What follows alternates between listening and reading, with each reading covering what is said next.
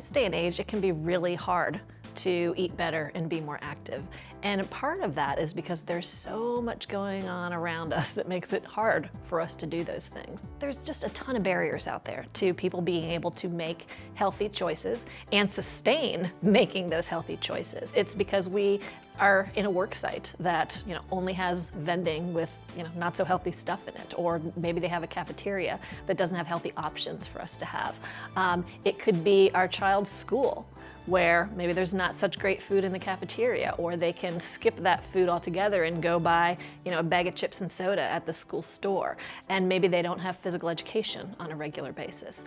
Maybe people live in communities where the only food they can get is at a corner gas station type of store that doesn't have the best options. So there's a lot of different barriers to people making healthier choices, but there's a lot of things that collectively we can do to reduce those barriers and make it easier for people to eat better and be more active on a regular basis. One thing that's so exciting to see now is this such a large movement around community gardens. You see a lot of neighborhoods creating community gardens. I have one in my own neighborhood, which is really exciting. You see a lot of communities, particularly where there are kids and families, creating walking school buses, if you will. They're walking to school to, number one, get out there and be active, but number two, also to raise awareness of the importance of being able to walk to school, having sidewalks where they can actually get safely to school. A lot of people might not necessarily want to be, a formal advocate and go speak to city council or call their congressman or representative. But there's a lot you can do right there on the ground that can make people more aware of the importance of these issues, and also create some changes that make it easier for people to live healthier lives where they are.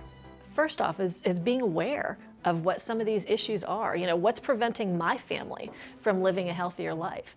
And maybe it's you don't have sidewalks in your neighborhood, and maybe it's going to the city council and talking about that. Maybe it is being sure that if a bond comes up around funding for parks and green space, that you're voting in favor of those types of things. Maybe it's speaking up at your workplace that you want healthier items in the vending machines. Or maybe it's, hey, can we consider a flex time policy that would allow us to come in a little later or leave a little earlier so we could go work out. There's a lot of different things that all of us can really help create action and movement on that, again, will help us live healthier lives.